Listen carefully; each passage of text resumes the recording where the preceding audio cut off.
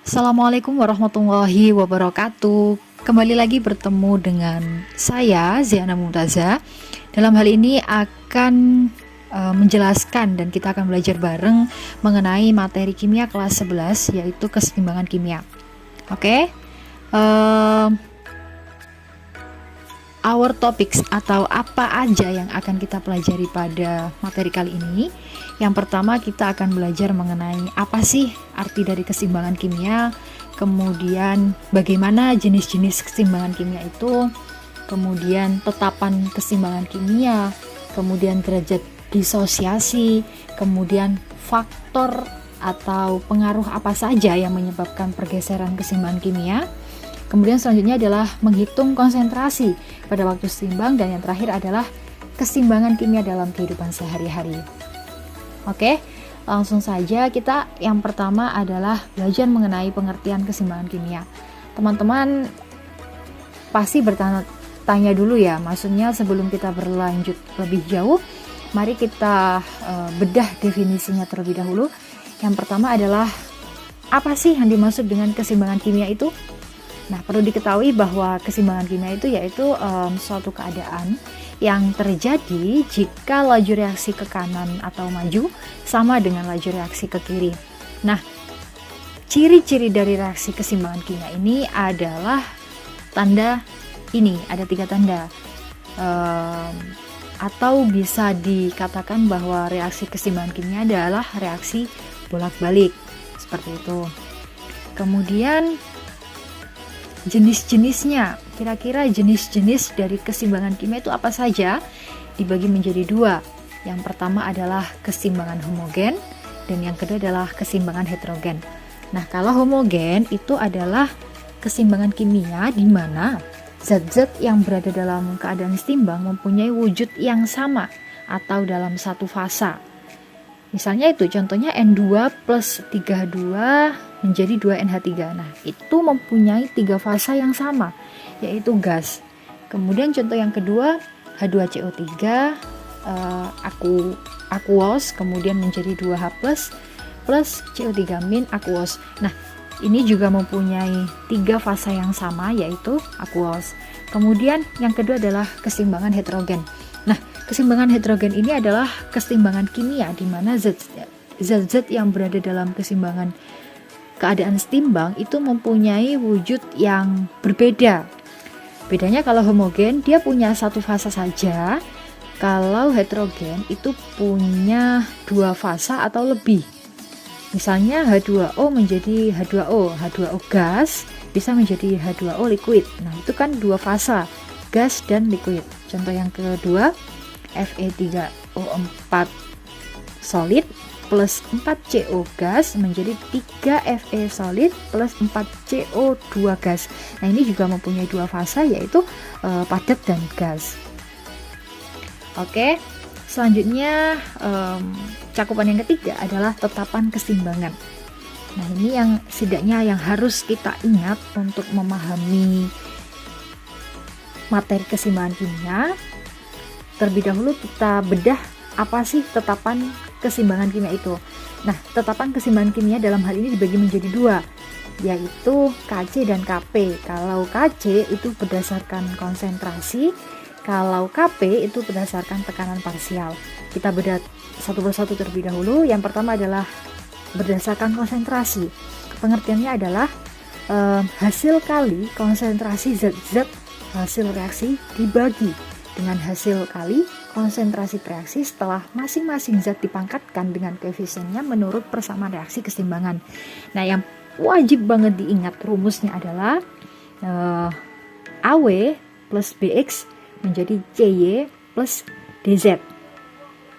Nah, rumusnya adalah Kc sama dengan konsentrasi Y pangkat C dikali konsentrasi Z pangkat D dibagi konsentrasi W pangkat A dikali konsentrasi X pangkat B.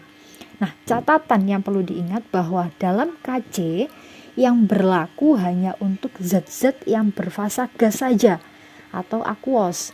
Jadi hanya untuk fasa gas dan aquos saja ya, diingat-ingat. Ketika nanti ada campuran liquid atau solid, dia tidak dihitung, dia tidak usah dimasukkan ke rumus. Begitu.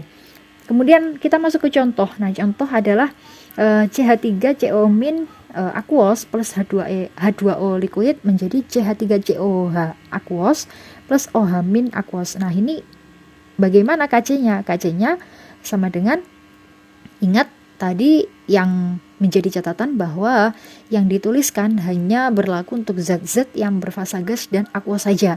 Maka dapat dituliskan konsentrasinya adalah konsentrasi CH3COH dikali, karena CH3COH tidak mempunyai koefisien, maka tidak perlu dipangkatkan, kemudian dikali konsentrasi OH-, dia juga tidak punya koefisien, dibagi CH3CO-, dia juga tidak punya koefisien, berarti tidak perlu dipangkatkan.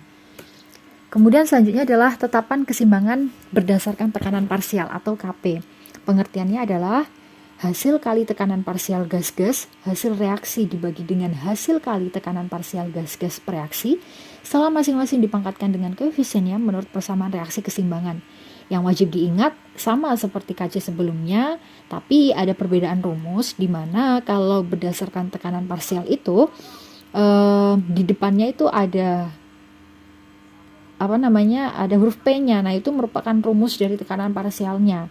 Jadi KP sama dengan konsentrasi P kali Y pangkat C dikali P kali Z pangkat D dibagi konsentrasi P kali W pangkat A dikali konsentrasi P kali X pangkat B. Catatan untuk berdasarkan tekanan parsial ini hanya untuk berfasa gas saja. Jadi kalau tadi berfasa gas dan aqueous, kalau untuk tekanan parsial itu hanya untuk fasa gas saja. Langsung ke contoh. Contohnya adalah 2SO2 berfasa gas plus O2 berfasa gas juga menjadi 2SO3 gas. Maka karena semuanya berfasa gas, maka bisa langsung dituliskan menjadi KP sama dengan konsentrasi P kali SO3 pangkat 2, karena koefisiennya SO2 adalah 2. Maka dipangkatkan 2 dibagi konsentrasi PSO2 juga pangkat 2 karena dia koefisiennya juga 2 dikali P kali O2.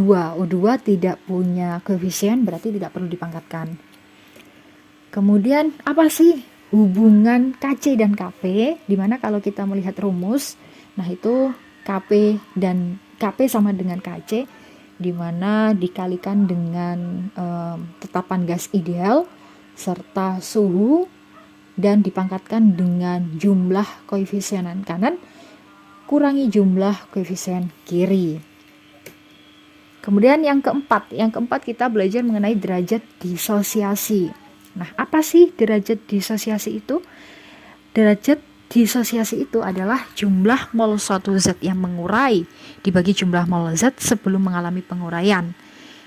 Dengan kata lain, derajat disosiasi itu adalah perbandingan antara jumlah mol yang terurai dengan jumlah mol mula-mula, di mana dilambangkan dengan alfa ya, A atau A seperti itu. Nah, ketika alfanya atau derajat disosiasinya itu sama dengan 0, berarti tidak terjadi penguraian. Yang kedua, ketika derajat disosiasinya sama dengan 1, maka terjadi penguraian sempurna. Dan jika derajat disosiasinya lebih dari 0 dan kurang dari 1, maka reaksi dalam keadaan setimbang atau disosiasi sebagian. Rumusnya bagaimana? Rumusnya adalah derajat disosiasi sama dengan jumlah mol zat terurai dibagi jumlah mol zat mula-mula. Kemudian selanjutnya adalah pergeseran keseimbangan. Apa saja yang menjadi faktor yang menyebabkan pergeseran keseimbangan itu? Setidaknya ada 4, dijelaskan dalam referensi manapun. Yang pertama adalah perubahan konsentrasi, yang kedua perubahan suhu, yang ketiga adalah perubahan tekanan, dan yang terakhir adalah perubahan volume. Nah, berikutnya adalah kita langsung praktek mengenai cara menghitung konsentrasi pada waktu yang setimbang, di mana contoh 1, CO dalam fasa gas plus 3H2 dalam fasa gas menjadi CH4 fasa gas plus H2O fasa gas, diketahui KC sama dengan 3,92. Pertanyaannya, suatu campuran pada keadaan setimbang mengandung CO sama dengan 0,3 mol, H2 0,1 mol, dan H2O 0,02 mol, dan sejumlah tertentu CH4 yang belum diketahui. Campuran tersebut berada dalam labu reaksi 1 liter. Pertanyaannya, berapa konsentrasi CH4 dalam campuran tersebut? Saya berikan satu contoh yang langsung saya tuliskan jawabannya. Di mana pertama, konsentrasi setiap zat di atas merupakan konsentrasi pada waktu setimbang, sehingga dapat dimasukkan ke dalam persamaan Kc, yaitu sebagai berikut. Kc, di mana ingat kalau Kc fase yang dimasukkan adalah aqueous dan gas saja. Nah, berarti yang dimasukkan adalah konsentrasi CH4, di mana dia tidak mempunyai koefisien, maka tidak perlu dipangatkan, dikalikan konsentrasi H2O, dia juga tidak punya koefisien, dibagi konsentrasi CO dikali konsentrasi H2, koefisiennya H2 tadi 3, berarti pangkat 3. Udah tinggal memasukkan angkanya, kemudian kita hitung dan ketemu 3,92. Nah, dengan menyelesaikan persamaan matematis di atas, maka konsentrasi CH4 dapat dikatakan bahwa sebesar 0,059, atau konsentrasi CH4 pada waktu setimbang sama dengan 0,059 mol. Selanjutnya, nah ini ayo kita latihan. Saya berikan waktu 2 menit untuk mengerjakan ini. Silakan pause video ini sebelum menuliskan jawabannya. Kemudian silakan cocokkan dengan jawaban pada video selanjutnya. Oke, sudah 2 menit. Gimana jawabannya? Apakah sudah cocok dengan yang ada di video ini? Kalau belum, bisa nanti latihan-latihan untuk memperdalam pengetahuan kita mengenai keseimbangan kimia. Oke, next, selanjutnya yang terakhir adalah keseimbangan dalam kehidupan sehari-hari. Nah, ini adalah beberapa contoh keseimbangan kimia dalam kehidupan sehari-hari. Yang pertama adalah pengaturan pH darah. Nah, jika darah bersifat basa, maka jumlah ion H+ akan berkurang sebab diikat ion OH- basa, akibatnya keseimbangan bergeser ke kanan. Namun, jika darah bersifat asam, keseimbangan bergeser ke kiri karena ion H+ dari asam menambah konsentrasi ion H+ pada H2CO3. Reaksinya seperti itu yang telah dituliskan dalam slide. Kemudian yang kedua adalah contohnya adalah siklus oksigen dalam tubuh. Nah, oksigen itu diangkut oleh darah menuju paru-paru. Semakin lama jumlah oksigen dalam darah semakin bertambah banyak. Di dalam paru-paru keseimbangan bergeser ke kanan, keseimbangan akan bergeser ke kiri jika oksigen berada dalam jaringan. Keseimbangan ke kiri mengeluarkan oksigen yang dipakai untuk proses pembakaran. Kemudian contoh yang ketiga adalah proses fotosintesis. Nah, itu adalah reaksinya. Kemudian penjelasannya adalah fotosintesis pada tumbuhan hijau, proses pernapasan atau respirasi pada hewan dan manusia ternyata juga merupakan reaksi keseimbangan. Nah, reaksi keseimbangan ini mengarah ke kanan, yang merupakan implementasi dari reaksi fotosintesis. Kemudian saat keseimbangan bergeser ke kanan, maka jumlah oksigen akan bertambah. Jadi contohnya ada 3 ini ya minimal yang telah